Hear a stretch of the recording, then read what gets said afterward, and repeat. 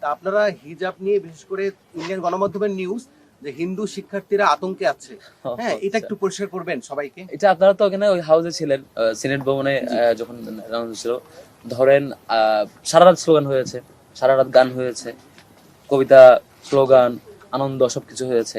আবার সকালে যখন রেজাল্ট অ্যানাউন্স করা হচ্ছিল তখনও এক একজনের নামের পরে এক একভাবে স্লোগান হচ্ছিল। তো যেমন ধরেন আমাদের সর্বমিত্রের সময় একভাবে স্লোগান হয়েছে, সর্বমিত্র সর্বমিত্র, এইভাবে, মানে ওই সবার মিত্র। তো এইভাবে করে, হ্যাঁ, একজনের সময় আমাদের এক ভাই হচ্ছে চকলেট খাওয়াইতে ভালো, তার সময় চকলেট চকলেট অনেক স্লোগান হয়েছে, মানে যার সাথে যেটা রেলিভেন্ট বেশি ওটা স্লোগান হয়েছে। তো হিজাবের ইস্যুতে যেটা আপনারা দেখেন, চারুকলায় সাবিকুন নাহার হিজাবি তো আমাদের তিনজন ছিল, উম্মে সালমা ছিল, সাবিকুন নাহার তামনা ছিল, আফসানা ছিল। বাকি দুজনের ক্ষেত্রে কিন্তু স্লোগান হয় নাই। স্লোগান হয়েছে কার ক্ষেত্রে? স্লোগান উম্মে সালমার ক্ষেত্রে স্লোগান হয়েছে ভাবি ভাবি স্লোগান হয়েছে, কারণ হচ্ছে সে আমাদের রায়হানের ওয়াইফ, আরেকজনের প্রার্থী।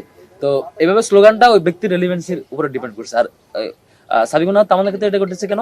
চারুকলায় তার ছবিকে বিকৃতভাবে একে শিং এঁকে দিয়ে তার হিজাবকে বিকৃত করা হয়েছিল। এটা একটা হিজাবোফোবিয়ার সিম্বলিক রিফ্লেকশন আর কি। তো সেখান থেকে একটা ভয়েস রেজ করা হয়েছিল যে আসলে হিজাবোফোবিয়াটা আসলে বিশ্ববিদ্যালয়ে চলে না।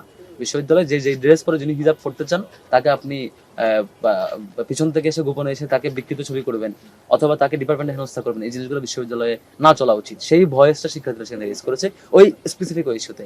এটাকে বিদেশি মিডিয়া বা স্পেসিফিক একটা দেশের মিডিয়া কেন এটা প্রেজেন্ট করছেন সবকিছু জানা সত্ত্বেও এটা তাদের এজেন্ডার ব্যাপার। তবে দেশীয় মিডিয়া যারা হাজির ছিলেন তারা তো সবকিছু দেখেছেন। আশা করি অন্তত আমাদের দেশীয় মিডিয়ার ভাইয়েরা সবাই সত্যটা উপস্থাপন করেছেন আর কি। আমাদের এই ডাকসু নির্বাচনের বিজয়, এটা জুলাইয়ের প্রজন্মের বিজয়, ঢাকা বিশ্ববিদ্যালয়ের শিক্ষার্থীর বিজয়, শহীদদের আকাঙ্ক্ষার বিজয়। আমরা আবার বলছি, এখানে যারা ডাকসু নির্বাচন করেছে এখানে কোনো হার জিত নাই। আমরা সবাই সহযোদ্ধা ছিলাম।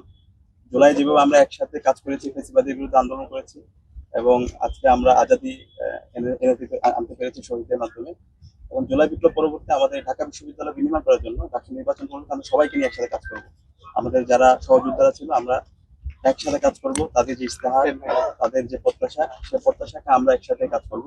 আমরা তাদের সাথে যোগাযোগ করেছি এবং আমরা আশা করছি ইনশাআল্লাহ সবাই মিলে আমাদের এই ঢাকা বিশ্ববিদ্যালয়কে সবার ঢাকা বিশ্ববিদ্যালয় হিসেবে বিনির্মাণ করবো। এবং এক্ষেত্রে যত প্রার্থী আছে সবাই আমাদের একজন উপদেষ্টা।